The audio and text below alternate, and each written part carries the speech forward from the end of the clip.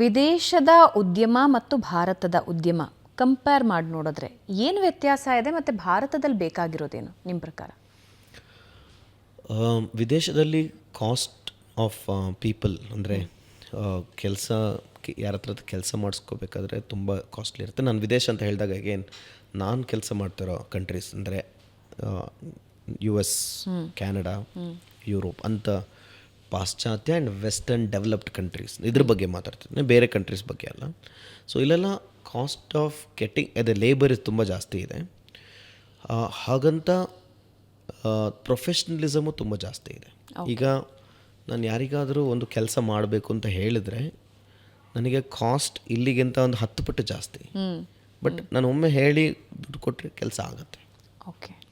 So ಅದರಲ್ಲಿ ಒಂದು ಏನಾಗುತ್ತೆ ಅಂದರೆ ಟ್ರಸ್ಟ್ ಬಿಲ್ಡ್ ಆಗುತ್ತೆ. ನನಗೆ ಲಾಂಗ್ ಟರ್ಮ್ ಥಿಂಕಿಂಗ್ ಮಾಡೋಕ್ಕಾಗುತ್ತೆ.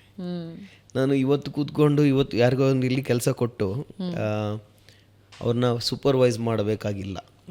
ಸೊ ಆ ಒಂದು ಪ್ರೊಫೆಷನಲಿಸಮ್ ಅಂತ ಹೇಳ್ತೀವಿ, ಅಂದರೆ ವಿದೌಟ್ ಬೀಯಿಂಗ್ ಸೂಪರ್ವೈಸ್ಡ್ ನೀವು ಕೆಲಸ ಮಾಡೋಕ್ಕಾಗುತ್ತಾ? ಆ ವರ್ಕ್ ಎಥಿಕ್ ಇದೆಯಾ? ಅದು ಇಂಡಿಯಾದಲ್ಲಿ ಇಂಪ್ರೂವ್ಮೆಂಟ್ ಇದೆ, ಬಟ್ ಪಾಶ್ಚಾತ್ಯ ದೇಶದಲ್ಲಿ ತುಂಬ ಕಲಿಯೋದಿದೆ ನಮಗೆ. ಅದು ಇಂಪ್ರೂವ್ಮೆಂಟ್ ಆದರೆ ತುಂಬ ಇಂಡಿಯಾಗೆ ತುಂಬ ಅಪಾರ್ಚುನಿಟೀಸ್ ಬರುತ್ತೆ. ಓಕೆ.